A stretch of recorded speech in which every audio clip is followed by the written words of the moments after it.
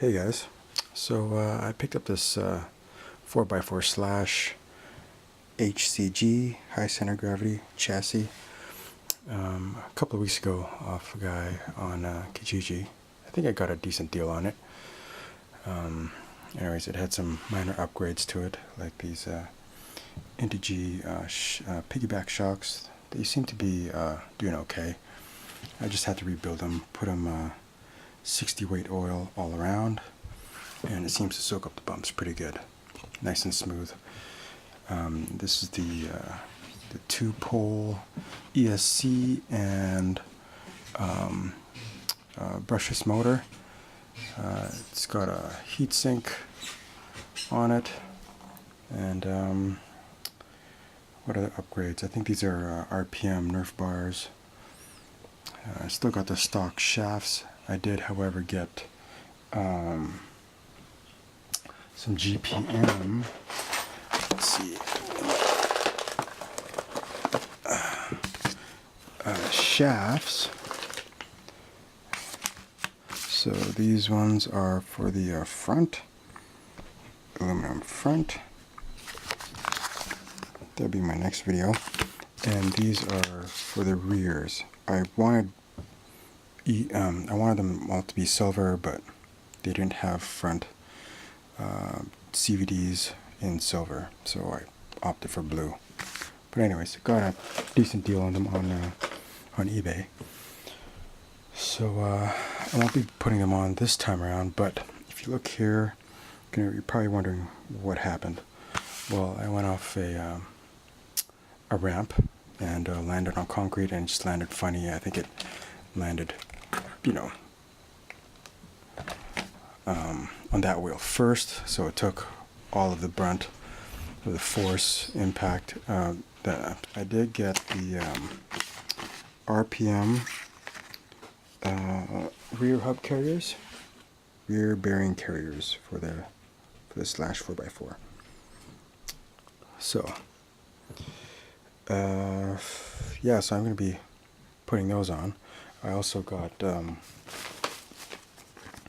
RPM caster and steering blocks. So that should be a good upgrade. These are designed, like this plastic is designed to flex instead of snap. So these would be a big, huge upgrade from the stock Slash hub carriers and from the caster and steering blocks. So they'll just flex, bend back into place rather than snap right off. Besides that, pretty much everything is stock. I got these RPM rear chrome bumpers, which are, you can see it's falling apart. I'm not really a fan of the chrome. I want to replace them with black. Yeah. So it's got the stock 2075 servo, and I'm assuming it's the stock TSM receiver under there.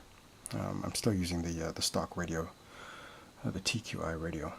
Anyways, it's got the Pro-Line body mounts, which is huge plus. Yeah, all these, I eventually want to replace the screws with some stainless steel ones, but I'll do that probably in my next rebuild or two, when I take it apart all over again. But I did this when I got this this Slash. It was quite dirty. I did spray it off a bit and use a brush here and there to try and get it cleaned up. It did come with the Pro-Line trenchers, the short course version. I do plan to put on 2.8 Pro-Lines, 2.8 size tires. That is going to put a huge strain on the stock motor and ESC, so I'm going to have to upgrade that too, because the 2.8 tires are way heavier and way bigger than these short course tires. It's it'll be like gearing up. So gearing up will not be good for this system. It'll probably heat up and probably go into thermal shutdown within maybe a few minutes of hard running. So I will in the future get a I'll probably throw in a 1/8 system in here. I don't know if I'll go Castle. Castle might be a little bit expensive for me because I want to do some other stuff to this. So I'm looking at some other combos like the Hobby King 1/8 brushless combos, waterproof systems, or the ZTW Beast ESCs as well. Basically, it's a rebranded Hobby King. I'm sorry, the ZTWs are the ones who make the Beast, and then they sell it to Hobby King as the X Beast, is from what I know. Yeah.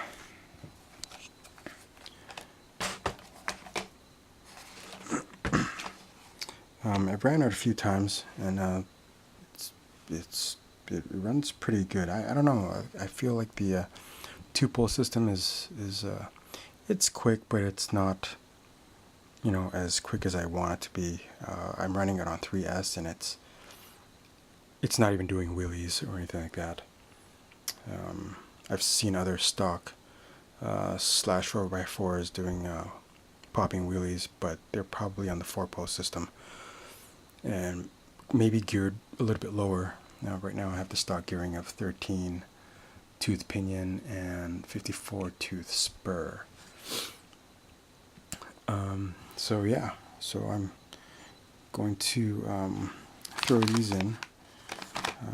Well, these in the rear hub carriers right now. I'll probably save this for another time. I don't know. I'll do a separate video for that and let you guys know what the build quality of these, and then do some testing, some bashing with them. Because if you look at the stock shaft, look at that play. Oh my gosh, that's from the torque of the motor transferring through to these shafts, and it's just, you know, wearing out the plastic. So one of these days it's gonna just snap right off. And so it's the same on the other side as well. I don't know if you guys can see that. Look at that play. Hopefully these will be a little bit better. The front CVDs and the rear CVDs. Okay. Until next time, I'll let you go. I'll let you guys know what's up. Peace.